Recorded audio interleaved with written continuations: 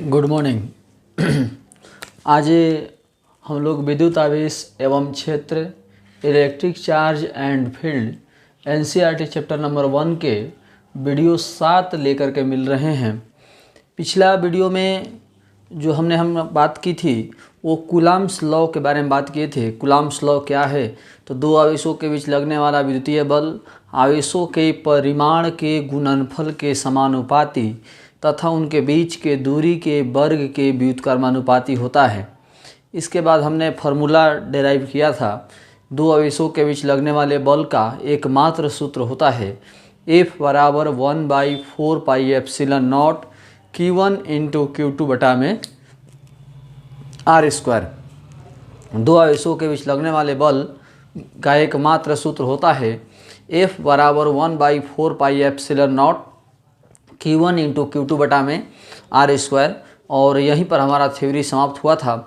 लेकिन आज हम कूलम्ब्स लॉ की जो फार्मूला पढ़ाए थे, कूलम्ब्स लॉ के बारे में हमने जो बताया था, उसी पर आधारित कुछ नोट पढ़ेंगे, उसी पर आधारित कुछ फार्मूला, कुछ पॉइंट्स हम लोग जानेंगे आज के पूरे वीडियो में।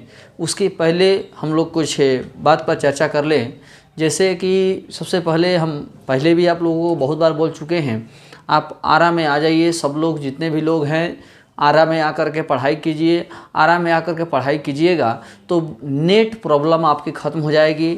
नेट जो बहुत से बच्चे का फ़ोन आ रहा है, कुछ लोगों का समस्या है कि सर हमारे यहाँ इंटरनेट नहीं रहता है या नेट नहीं रहता है, जो भी है, या कुछ लोग सर रूम रेंट के बारे में बात कर रहे थे। तो आप यदि आरा में रह करके पढ़ाई करेंगे तो रूम रेंट वाली समस्या आपकी ख़त्म हो जाएगी। रूम रेंट के बारे में जब कहते हैं कि सर रूम रेंट मेरा देना है या रूम खाली करना है, तो आप आराम में रहकर पढ़ाई करेंगे तो समस्या ही खत्म हो जाएगी। अब ज़रूरी नहीं कि कोचिंग रहेगा तो ही हम रूम पर रह के पढ़ाई करेंगे। हाँ, आराम में रहकर पढ़ने के बहुत सारे फ़ायदे हैं। एक केवल आपको पढ़ाई ही होगा, पढ़ाई के अलावा दूसरा आप कोई काम नहीं कर सकते। उसके बाद में आप टीचर से हमेशा मुलाकात कर सकते हैं, टीचर से हमेशा टचअप में रह सकते हैं, इंटरनेट की समस्या खत्म हो सकती है। इस तरह से बहुत सी समस्याएँ ख़त्म हो जाएंगी आपकी। इसके बाद में जो कॉलेज से रिलेटेड एक काम के बारे में बात कर ले थोड़ा सा। कॉलेज में आप लोगों का आजकल रजिस्ट्रेशन, डमी रजिस्ट्रेशन आया हुआ है, उसको चेक करना है कि डमी रजिस्ट्रेशन सही है कि नहीं है। तो सब लोग देख रहे हैं, सब लोगों का ठीक ही है। कोई जिनका सही है उनको कॉलेज में जाने की ज़रूरत नहीं है, लेकिन जिनका गलत है उनको कॉलेज में जाना पड़ेगा। लेकिन बहुत से बच्चे अपना नाम ध्यान नहीं रख पाते हैं। हम देखते हैं मोबाइल में फॉर्म भरते हैं, जैसे कुछ लोग विकास कुमार, जैसे मान लीजिए मेरा नाम है विकास कुमार यादव, तो कुछ बच्चे कहीं कहीं विकास कुमार लिख देते हैं, कहीं विकास यादव लिख देते हैं। इस तरह से कहीं कहीं मिस्टेक कर जाते हैं। तो आपको ये नोटिस करना होगा कि हम एक ही नाम मेरा लिखा हुआ है। कुछ बच्चों का, जैसे मान लीजिए किसी के पिताजी का नाम है चंद्रभूषण सिंह, थोड़ा सा एक एग्जाम्पल समझिएगा, चंद्रभूषण सिंह। और ये चंद्रभूषण सिंह लिखने का ये एक दूसरा शैली भी है, थोड़ा समझिएगा। ये भी आपका एक मिस्टेक होगा। चंद्रभूषण एक ही में है यहाँ पर, और यहाँ में है चंद्र अलग, भूषण अलग और सिंह अलग। तो आपको ये देखना होगा मैट्रिक के सर्टिफिकेट में कि चंद्रभूषण सिंह, जैसे मान लीजिए पिताजी का नाम है या रामचंद्र सिंह नाम है या श्याम किशोर सिंह, इस तरह से जो डबल नाम वाले हैं, आपको ये देखना होगा कि दोनों नाम एक ही में है कि अलग अलग है। ये भी आपका मिस्टेक है। यदि एक ही में है और अलग अलग लिखा हुआ है तो भी गलत है। यदि अलग अलग आपका मैट्रिक में है और इंटर में एक ही है तो भी आपका ये मिस्टेक है। तो ये मिस्टेक ऐसा मिस्टेक है जिस पर बहुत से स्टूडेंट का ध्यान नहीं जाता है, बहुत से स्टूडेंट इस पर नज़र नहीं दे पाते हैं, बहुत से स्टूडेंट इस पर फोकस नहीं कर पाते हैं। तो इसको ज़रूर आप लोग नोटिस कीजिएगा। इसके बाद हम थोड़ा सा एक और पॉइंट पर चर्चा कर लेते हैं। जैसे जितने लोग मोबाइल में साइन अप किए हैं, हम बार बार ये बोल रहे हैं कि मोबाइल में एक ही बार साइन अप करना है। ये बार बार हम आप लोगों को बोल रहे हैं कि मोबाइल ऐप में एक ही बार साइन अप करना है, लेकिन उसके बावजूद भी बहुत से लोग मैंने 4-5 बार साइन अप कर रहे हैं। तो हम अब ऐसे बच्चों से तंग आ चुके हैं, तो हम उनको जो है कुछ कड़ा एक्शन लेंगे, यानी उनके अकाउंट को हम ब्लॉक कर सकते हैं। इसलिए यदि आपको प्रॉब्लम हो तो हमेशा हम बोलते हैं आप फ़ोन करके समस्या को ख़त्म कर लीजिए। आप बार बार साइन अप मत करिए। आप को प्रॉब्लम हो रहा है आप फ़ोन कर लीजिए। दूसरी बात, जो फ़ोटो नहीं लगाए हैं जो स्टूडेंट फ़ोटो के जगह पर इमेज कोई लगा दिए हैं, फूल लगा दिए हैं, शायरी लगा दिए, वैसे लोगों से हम बार बार बोल रहे हैं कि अपना इमेज चेंज करें, अपना फ़ोटो चेंज करें। यदि आप नहीं चेंज करिएगा तो हम वैसे बच्चों के अकाउंट डिलीट कर देंगे। और एक आखिरी जो बात है वो हम कहना चाह रहे हैं कि हम अब प्रोग्राम कर रहे हैं कि हम भी अब लाइव क्लास भी लेंगे। ये वीडियो बना करके तो डालेंगे ही, साथ ही साथ अब लाइव क्लास की भी व्यवस्था हम करने जा रहे हैं। कुछ ही दिनों में लाइव क्लास हम आप लोगों को लेंगे। लाइव क्लास से अब हम पढ़ाना स्टार्ट करेंगे। तो अब हम लोग टॉपिक पर वापस आते हैं, शुरुआत करते हैं टॉपिक की। ध्यान दीजिएगा।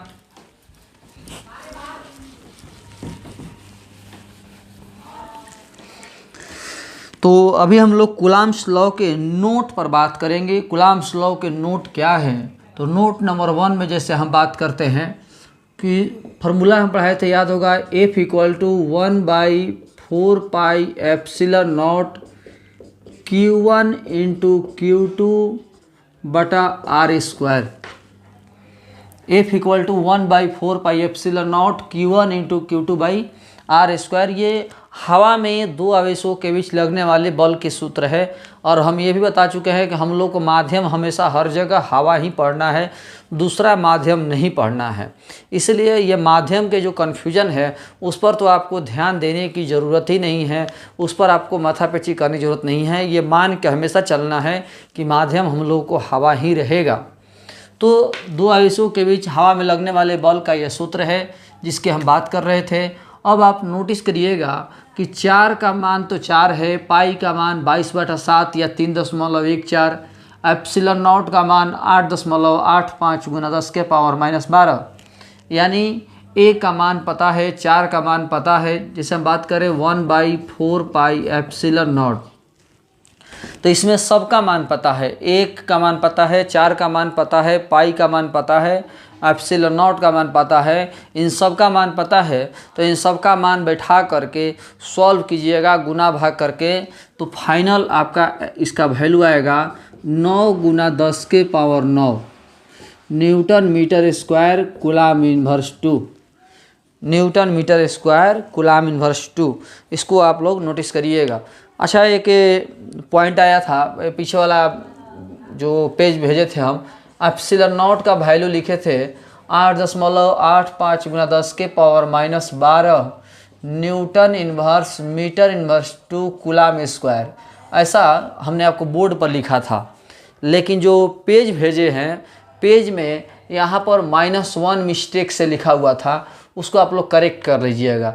ज़रूर ध्यान दे दीजिएगा कि क्या लिखा हुआ है। तो पेज में -1 दिया हुआ था, तो इसको आप लोग करेक्ट कर लेंगे, सुधार कर लीजिएगा। अब हम यहाँ आते हैं, F = 1/4πε0 Q1 × Q2/R²। तो 1/4πε0 का मान जो है 9 × 10⁻⁹ newton metre square coulomb inverse 2 होता है। ये अब कहीं भी न्यूमेरिकल आपको बनाना है, कहीं भी इस सूत्र का इस्तेमाल करना है, तो इस सूत्र का इस्तेमाल करते समय 1/4πε0 के जगह पर डायरेक्ट आप इतना रख सकते हैं। किसी भी न्यूमेरिकल में आप 1/4πε0 का मान अलग अलग रखने के बजाय डायरेक्ट 9 × 10⁻⁹ आप रख सकते हैं। ये ज़रूर नोटिस करिएगा कि 1/4πε0 का मान डायरेक्ट आपको 9 × 10⁻⁹ रखना है। कहीं भी इसका मान अब आपको अलग अलग रखने की ज़रूरत नहीं है। ये प्रैक्टिकल वैल्यू है, डायरेक्ट अब 9 × 10⁻⁹ आप मान रखेंगे। ये ज़रूर नोटिस करिएगा। इसके बाद हम लोग बात करते हैं नोट नंबर 2 की। ये नोट नंबर 1 हुआ। नोट नंबर 2 की बात करें तो हवा के लिए εr का वैल्यू है 1। हवा कहें, वायु कहें, बताए थे हम, निर्वात कहें, शून्य कहें, मुक्त आकाश कहें, तो हवा के लिए εr का वैल्यू होता है 1, और धातु के लिए εr का वैल्यू होता है अनंत। हवा के लिए εr का वैल्यू होता है 1, धातु के लिए εr का वैल्यू होता है अनंत। यानी हम कह सकते हैं कि εr का जो वैल्यू है वो 1 से लेकर अनंत तक होता है। याद रखिएगा, एप्सिलन आर का जो वैल्यू है, एप्सिलन आर के जो रेंज है, रेंज कहें परास कहें, कि एप्सिलन आर का जो वैल्यू है वो 1 से लेकर अनंत तक होता है। यानी एप्सिलन आर का वैल्यू 1 से कम नहीं हो सकता और अनंत से ज़्यादा तो कुछ होता ही नहीं, तो बातें छोड़ दीजिए। तो एप्सिलन आर का वैल्यू कम से कम होगा तो 1 होगा और अधिक से अधिक होगा तो अनंत होगा। एप्सिलन आर का वैल्यू कम से कम होगा तो 1 होगा, अधिक से अधिक होगा तो अनंत होगा। इस पर ज़रूर आप लोग नोटिस करिएगा कि एप्सिलन आर का वैल्यू कम से कम 1 और अधिक से अधिक अनंत होगा।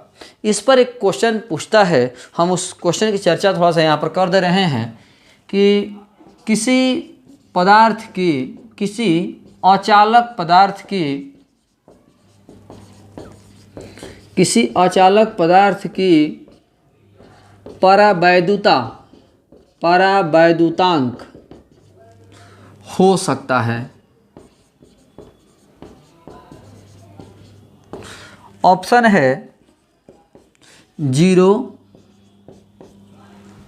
0.5, -1 और 5। ये आपका दिया हुआ है, एक क्वेश्चन है, हम बोर्ड पर लिखे हैं कि किसी अचालक पदार्थ की परावैद्युतांक हो सकता है। ऑप्शन में है ए का मान 0, बी का मान 0.5, सी का मान -1 और डी का मान 5। ये आपको दिया हुआ है। इसमें आपको आंसर चूज करना है कि क्या आंसर होगा। अब हम बात करेंगे, इसका सही आंसर होगा 5। तो जिनका 5 होगा वो बहुत अच्छी बात है, उन्होंने पकड़ लिया। लेकिन जिन्होंने नहीं पकड़ा वो आप नोटिस करिए यहाँ पर, परावैद्युतांक एप्सिलन आर का वैल्यू कम से कम 1 होगा, 1 से कम होगा नहीं, कम से कम 1 होगा और अधिक से अधिक अनंत होगा। एप्सिलन आर का वैल्यू कम से कम 1 और अधिक से अधिक अनंत। तो कम से कम 1, तो 0 तो 1 से कम है ना, और एप्सिलन आर का वैल्यू 1 से तो कम होता नहीं है, इसलिए ये आपका होगा नहीं। 1 से कम एप्सिलन आर का वैल्यू हो ही नहीं सकता।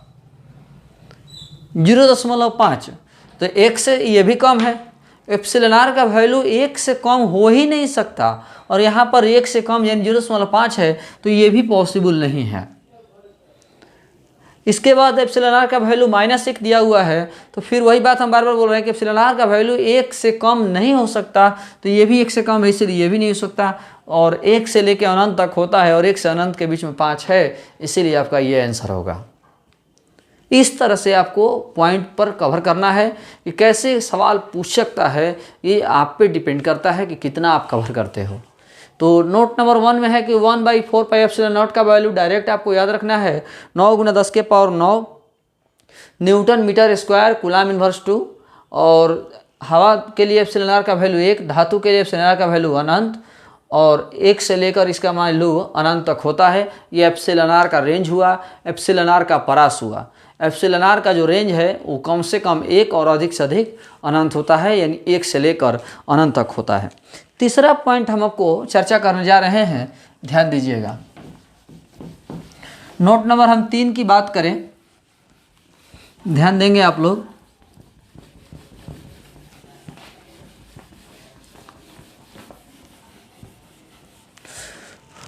देखिए, सभी स्टूडेंट की समस्या तो खत्म नहीं हो सकती।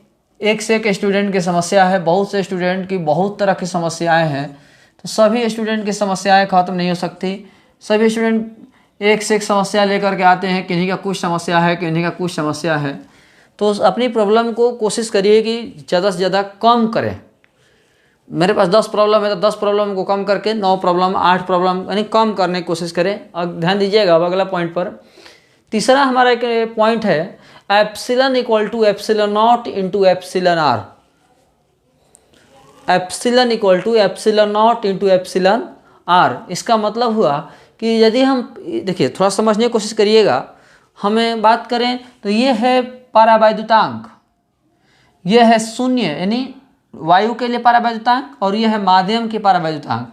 लेकिन ये है केवल परावैद्युतांक जिसकी बात करें तो ये हमारा परावैद्युतांक है, या जिसको हम विद्युतशीलता कहते हैं। ये विद्युतशीलता है, ये वायु की परम विद्युतशीलता है और ये माध्यम की सापेक्षिक विद्युतशीलता है, लेकिन ये केवल विद्युतशीलता है। तो epsilon equal to epsilon naught into epsilon r, ये भी एक आपका ऑब्जेक्टिव है, पॉइंट है, नोटिस करिएगा कि epsilon equal to epsilon naught into epsilon r, इसको जरूर आप लोग पॉइंट पर नोटिस करेंगे। नोट नंबर हम 4 की यदि बात करते हैं तो अब हम के, जैसे आप सूत्र पढ़े थे याद होगा, F equal to k into Q1 into Q2 बटा में आर स्क्वायर।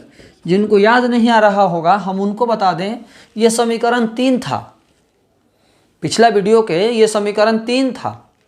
समीकरण 3 में ये पॉइंट हम लोग को मिला था, F equal to k into Q1 into Q2 बटा में r square, F equal to k into Q1 into Q2 बटा में आर स्क्वायर। एक जरूरी सूचना है, थोड़ा सा नोटिस करिएगा कि केजी रोड चूँकि बंद है, लॉकडाउन फिर से लग गया है आरा में, तो कुछ मैंने प्रॉपर आरा में लॉकडाउन नहीं लगा हुआ है, सब जगह लॉकडाउन नहीं है, कुछ खास इलाकों में लॉकडाउन लगाया गया है।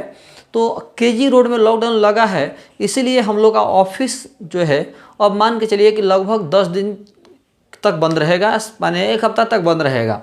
तो ऑफिस में हमसे मुलाकात नहीं होगी, लेकिन यदि आपको हमसे मुलाकात करना है, प्रॉब्लम है, आप आरा में आते हो तो फ़ोन कीजिएगा, तो ज़रूर हम लोग मुलाकात कर सकते हैं।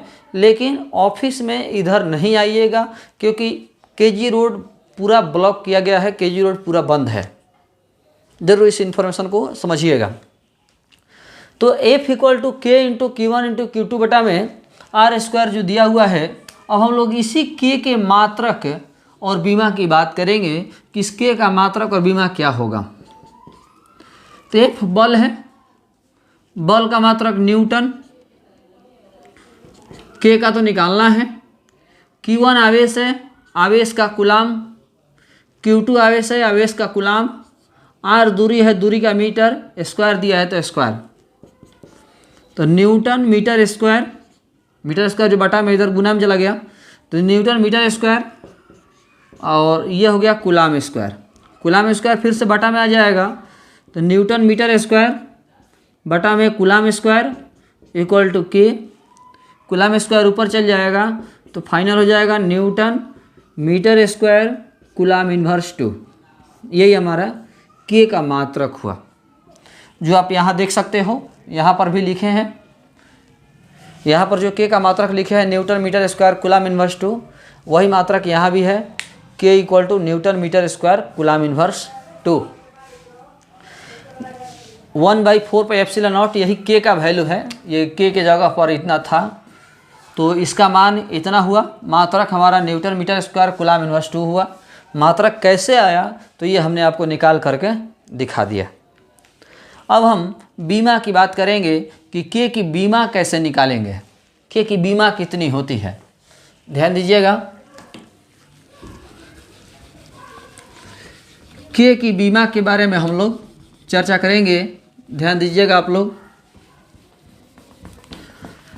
मोबाइल में बार बार हम बोल रहे हैं एक ही बार साइन अप करना है, चाहे कुछ भी हो जाए। किसी भी तरह एक बार आपने साइन अप कर दिया, नहीं खुल रहा है, फ़ोन कीजिए, फ़ोन करके अपनी समस्या ख़त्म कीजिए। ये नहीं कि एक बार नहीं खुल रहा है तो फिर दूसरी बार साइन अप कर दिए, फिर दूसरी बार नहीं खुला तो तीसरी बार साइन अप कर दिए। ये बेवकूफ़ों की निशानी है, इस तरह की चीज़ें नहीं होनी चाहिए, ये मिस्टेक नहीं होना चाहिए। ज़रूर आप लोग ध्यान दीजिएगा। अब हम आगे आते हैं, थोड़ा सा ध्यान दीजिएगा, के की बीमा के बारे में बात करें। ये के का मात्रक हुआ,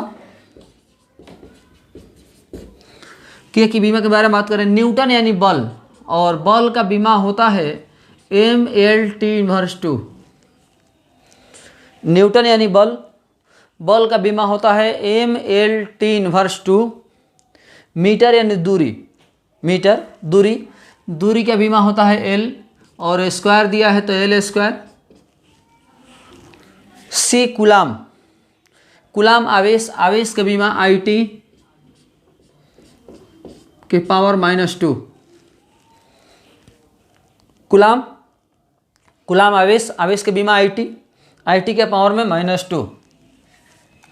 इसको सॉल्व करेंगे तो M L और L square L³ T inverse 2।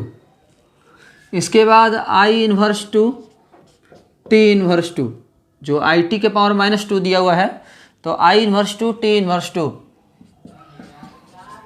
M L Q T के पावर -2 और टी के पावर -2 -4 I के power -2 M L Q T inverse 4 I inverse 2, ये आपका के का बीमा हुआ।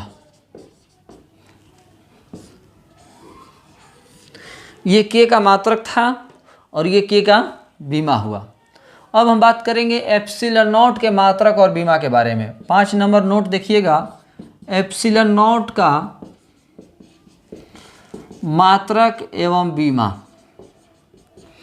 एप्सिलॉन नॉट का मात्रक एवं बीमा, तो चूंकि के बराबर हम बात करें 1/4 pi epsilon naught, 1/4 pi epsilon naught, तो के का मात्रक हो गया newton metre square coulomb inverse 2, newton metre square coulomb inverse 2। 1 संख्या है, संख्या का तो कोई मात्रक बीमा नहीं होता। 4 संख्या है, संख्या का कोई मात्रक बीमा नहीं होता। पाई संख्या है, संख्या कोई मात्रक बीमा नहीं होता। तो ये सब आपके खत्म हो गए। एप्सिलॉन नॉट का तो निकालना है, एप्सिलॉन नॉट का मात्रक हमें निकालना है। अब हम क्या करेंगे, तो एप्सिलॉन नॉट को ऊपर लेके आ जाएंगे और इनको नीचे लेके चले जाएंगे। तो एप्सिलॉन नॉट बराबर हो गया 1 newton metre square coulomb inverse 2। Epsilon naught बराबर, अब ये ऊपर जाएगा तो न्यूटन, ऊपर जाएगा तो न्यूटन इन्वर्स, मीटर स्क्वायर ऊपर जाएगा तो मीटर इन्वर्स 2, और कूलाम इन्वर्स 2 ऊपर जाएगा तो कूलाम स्क्वायर हो जाएगा। तो ये हो गया एप्सिलॉन नॉट का बीमा, सॉरी मात्रक। ये आपका एप्सिलॉन नॉट का मात्रक हुआ, जिसको आप लोग नोटिस करेंगे। अब हम एप्सिलॉन नॉट की बीमा की बात करेंगे। एप्सिलॉन नॉट का मात्रक निकाल दिए, एप्सिलॉन नॉट की बीमा ध्यान दीजिए। एप्सिलॉन नॉट की बीमा आप लोग ध्यान देंगे क्या होगा।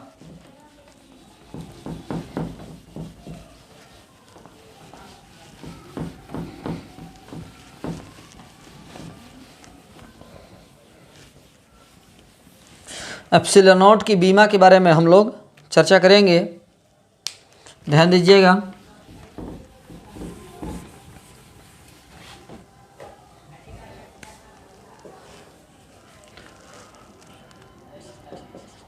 एप्सिलॉन नॉट इक्वल टू 1/, जैसे नोटिस करिएगा 1/ एप्सिलॉन नॉट है, तो यहाँ पर मात्रक निकालना था, तो यहाँ मात्रक रखे थे हम लोग एप्सिलॉन नॉट का। हम एप्सिलॉन नॉट का यहाँ बीमा रखेंगे M L Q T inverse 4 I inverse 2, तो पलट जाएगा तो M inverse L inverse 3 T के पावर 4 I स्क्वायर। ये आपका एप्सिलॉन नॉट का बीमा हुआ। ये एप्सिलॉन नॉट का मात्रक और ये एप्सिलॉन नॉट के बीमा। इसी हम मात्रक की बात कर रहे थे कि कॉपी में बाय मिस्टेक जो है मीटर इन्वर्स था, तो मीटर इन्वर्स 2 होगा। इसको आप लोग ज़रूर नोटिस करिएगा।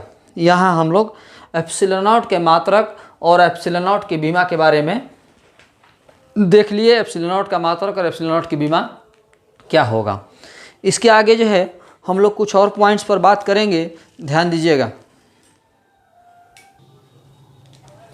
अभी हम अगले पॉइंट पर बात करेंगे, ध्यान दीजिएगा। तो अगला पॉइंट हमारा क्या है, जैसे 6 नंबर ये नोट हो जाएगा। एक पॉइंट आपको याद होगा, F समानुपाती 1/r²। हम पढ़ाए हैं कि 2 आवेशों के बीच लगने वाला बल दूरी के वर्ग के व्युत्क्रमानुपाती होता है। 2 आवेशों के बीच लगने वाला बल दूरी के वर्ग के व्युत्क्रमानुपाती होता है। तो F समानुपाती 1/r²। समानुपाती का चिन्ह हटाएंगे, कांस्टेंट देंगे, तो हमने कांस्टेंट दिया के, तो F इक्वल टू के बटा में r²।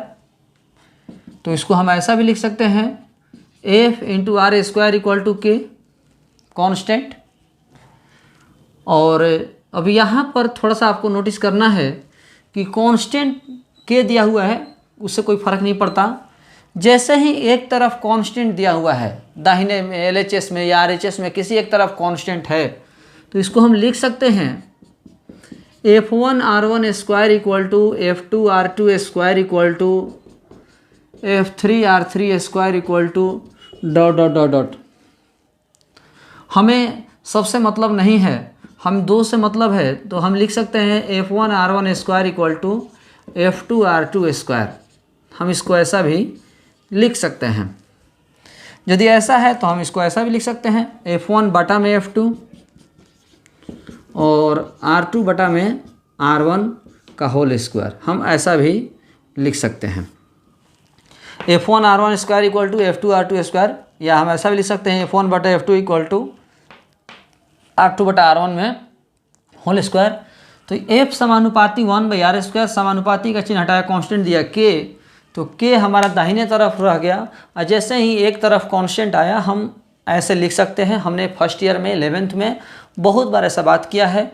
जो नए विद्यार्थी हैं, जो पहली बार ये सब चीज़ों को देख रहे हैं, हम उनके लिए थोड़ा सा हम इसको कन्फ्यूजन को दूर कर दे रहे हैं। जैसे समझिए, मान लीजिए कि x into y equal to दिया हुआ है 100। मान लीजिए ऐसा एग्जाम्पल है कि x into y equal to 100 यानी यही कांस्टेंट हो गया K, 100 यानी फिक्स हो गया, कांस्टेंट हो गया। तो x into y equal to 100 दिया हुआ है, तो हम इसको x को 1 माने तो y को 100, तो ये हमारा 100, x को 2 माने तो y का 50, तो ये 100, x को 4 माने तो y को 25, तो ये 100, x को 5 माने तो y को 20, तो ये 100, x को 10 माने तो y को 10, ये 100। इस तरह से ये 100 मतलब हुआ कि दाहिने तरफ नहीं बदलेगा, चाहे कुछ भी हो जाए, कांस्टेंट है। इसका मतलब है कि कुछ भी हो जाए ये दाहिने तरफ बदलने वाला नहीं है। और जब ऐसा है तो हम ऐसा भी तो लिख सकते हैं ना कि 1 गुना 100 बराबर 2 गुना 50 बराबर 4 गुना 25 बराबर 5 गुना 20 बराबर 10 गुना 10 बराबर, इस तरह से करके हम लिख सकते हैं ना। जब दाहिने तरफ हमारा सब 100 ही है, बराबर है, कांस्टेंट है, ये बदलने वाला नहीं है, तो हम ऐसा तो लिख सकते हैं। यही है हमारा x1 y1 बराबर x2 y2 बराबर x3 y3 बराबर x4 y4 बराबर डॉट डॉट, यही सब, यही हमने एक बेस बनाया है। आप याद रखेंगे कि यदि एक साइड में कांस्टेंट आ जाए LHS में या RHS में, तो हम लोग डायरेक्ट इस तरह से लिख सकते हैं। और चूँकि न्यूमेरिकल सॉल्व करने के लिए हमें 3-4 टर्म नहीं चाहिए, 2 ही टर्म चाहिए, एक LHS और एक RHS, तो हमने एक LHS ले लिया और एक RHS ले लिया। कोई स्टूडेंट सवाल कर सकते हैं कि सर ज़रूरी है कि हम F1R1 और F2R2 ही लेंगे। नहीं बहादुर, ऐसा कोई ज़रूरी नहीं है। आप F1R1 और F3R3 भी ले सकते हैं, F2R2 और F3R3 भी ले सकते हैं। कोई भी 2 टर्म, एक LHS और एक RHS, आप कोई भी ले सकते हैं। अब हम बात करें इस सूत्र के इस्तेमाल की। इस सूत्र का इस्तेमाल कहाँ करेंगे? इस सूत्र का बहुत ही अधिक इस्तेमाल होगा। हम 11th में भी गुरुत्वाकर्षण चैप्टर में इस सूत्र को पढ़ाए हैं। 11th में गुरुत्वाकर्षण में हमने ये सूत्र को पढ़ाया है। इस सूत्र का इस्तेमाल कहाँ होगा तो कुछ क्वेश्चन समझ लीजिए, आपको क्लियर हो जाएगा। 2 आवेशों के बीच की दूरी यदि दोगुनी कर दी जाए तो उनके बीच लगने वाला बल कितना हो जाएगा? 2 आवेशों के बीच की दूरी यदि 50% बढ़ा दी जाए तो उनके बीच लगने वाले बल में कितने प्रतिशत की कमी हो जाएगी? यदि 2 आवेशों के बीच की दूरी 10 सेंटीमीटर है और उनके बीच लगने वाला बल 50 न्यूटन है, तो यदि उनके बीच की दूरी 40 सेंटीमीटर हो जाएगा तो उनके बीच लगने वाला बल कितना होगा? इस तरह के सभी सवालों का जवाब हम इसी सूत्र के आधार पर, इसी सूत्र के अनुसार देंगे। ये ज़रूर आप लोग नोटिस करिएगा। एक बहुत ही महत्वपूर्ण, बहुत ही हाई फाई फार्मूला है। अभी हम एक इसमें का लास्ट पॉइंट चर्चा करने जा रहे हैं, जिसको आप लोग नोटिस करिएगा, ध्यान दीजिएगा कि क्या हम बताने वाले हैं। बहुत ही बेहतरीन पॉइंट चर्चा करने जा रहे हैं, नोटिस करिएगा।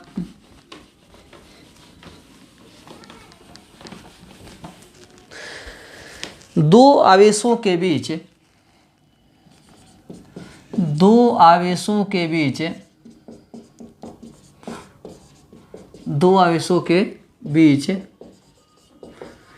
वायु में लगने वाला बल बराबर F।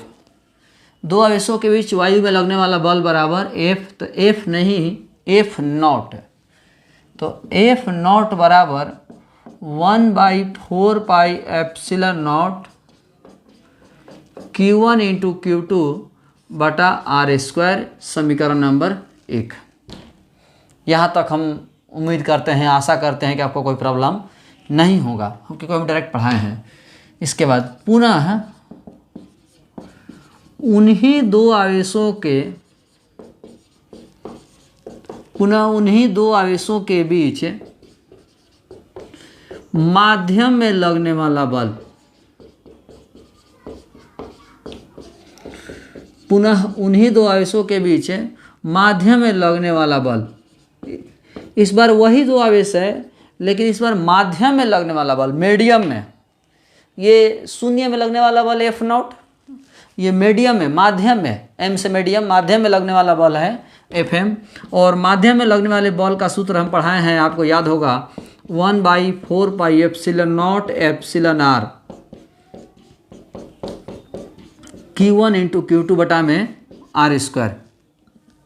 दो आवेशों के बीच वायु में लगने वाला बल हम पढ़ाए हैं 1/4 pi epsilon naught Q1 into Q2 by r square. और दो आवेशों के बीच माध्यम में लगने वाला बल पढ़ाए हैं 1/4 pi epsilon naught into epsilon r Q1 into Q2 by r square. ये m हमारा मीडियम के लिए, माध्यम के लिए है, समीकरण नंबर 2। और हम आशा करते हैं कि आपको ये दोनों सूत्र पहले से पता होगा। ये दोनों सूत्र हम पिछला वीडियो में बताए हैं। यदि आप पिछला वीडियो नहीं देखे हैं तो पहले पिछला वीडियो देखिए, तब आप इस वीडियो को देखिए। समीकरण 1/2 से, मतलब 1 में 2 से भाग देने पर एफ नॉट बटा F M equal to 1/4 pi epsilon naught Q1 into Q2 by r square बटा 1/4 pi epsilon naught epsilon r Q1 into Q2 बटा में आर स्क्वायर। तो 1/4 पाई एप्सिलॉन नॉट, 1/4 पे एप्सिलॉन नॉट कट जाएगा, Q1 Q2 cut जाएगा, are square cut जाएगा, और बच गया ये एप्सिलॉन आर केवल। ये चौथा, पहला, दूसरा, तीसरा, चौथा स्टेप में है, चल जाएगा ऊपर। तो ऊपर चल जाएगा तो ये होगा एफ नॉट बटा F M equal to epsilon r. ये एक सूत्र हुआ, ये एक पॉइंट निकल के आया कि एफ नॉट बटा F M equal to epsilon R, F naught बटा F M equal to epsilon R. इसको हम कह सकते हैं कि एफ नॉट और एफ एम के अनुपात को एप्सिलॉन आर कहते हैं। शब्द को समझिए, एफ नॉट और एफ एम के अनुपात को एप्सिलॉन आर कहते हैं। अब एफ नॉट को शब्द में कहिए। एफ नॉट क्या है? तो दो आवेशों के बीच वायु में लगने वाला बल एवं दो आवेशों के बीच माध्यम में लगने वाले बल के अनुपात को एप्सिलॉन आर कहते हैं। दो आवेशों के बीच शून्य में लगने वाला बल एवं दो आवेशों के बीच माध्यम में लगने वाले बल के अनुपात को एप्सिलॉन आर कहते हैं। या हम ऐसा कह सकते हैं कि दो आवेशों के बीच शून्य में लगने वाला बल एवं दो आवेशों के बीच माध्यम में लगने वाले बल के अनुपात को आपेक्षिक परावैद्युतांक या आपेक्षिक विद्युतशीलता, जिसकी हम बात कर रहे थे, याद होगा, एप्सिलॉन आर को बहुत सारे नाम हैं। आपेक्षिक परावैद्युतांक, आपेक्षिक विद्युतशीलता, आपेक्षिक परम विद्युतशीलता, जो भी हम आपको पता है, SIC, द्विविद्युत नियतांक, कोई भी नाम है, सब वही है। तो दो आवेशों के बीच शून्य में लगने वाला बल एवं दो आवेशों के बीच माध्यम में लगने वाले बल के अनुपात को हम एप्सिलॉन आर कहते हैं। चूँकि ऊपर भी बल है और नीचे भी बल है, तो इसका भी मात्रक न्यूटन है, इसका भी मात्रक न्यूटन, न्यूटन न्यूटन कट गया, मतलब एप्सिलॉन आर का कोई मात्रक या बीमा नहीं होता।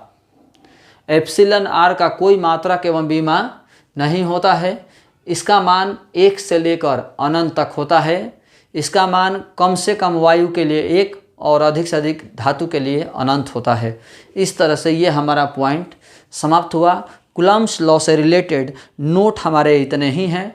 हम अगले वीडियो में कूलम्ब्स के नियम की सीमाएं और कूलम्ब के नियम की विशेषता लेकर के मिलेंगे। तो आज के वीडियो में इतना ही।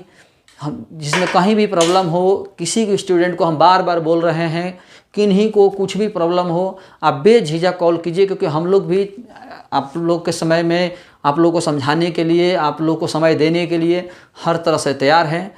लेकिन थोड़ा बहुत कभी कभी हम लोग भी व्यस्त रह जाते हैं, कभी स्वास्थ्य हम लोग का इशू हो जाता है या कुछ भी रीज़न हो सकता है, तो जवाब देने में देरी हो सकती है। लेकिन आप कॉल करने में झिझक ना करें। आप दिन में कभी भी किसी भी समय कॉल करके, व्हाट्सएप पर मैसेज करके आप सवाल कर सकते हैं। कहीं भी किन्हीं को प्रॉब्लम हो, हम उस प्रॉब्लम को दूर करेंगे। तो इस पॉइंट को ज़रूर नोटिस कीजिएगा। ये सब बहुत ही बेहतरीन क्लास है। तो आज के वीडियो में इतना ही। धन्यवाद।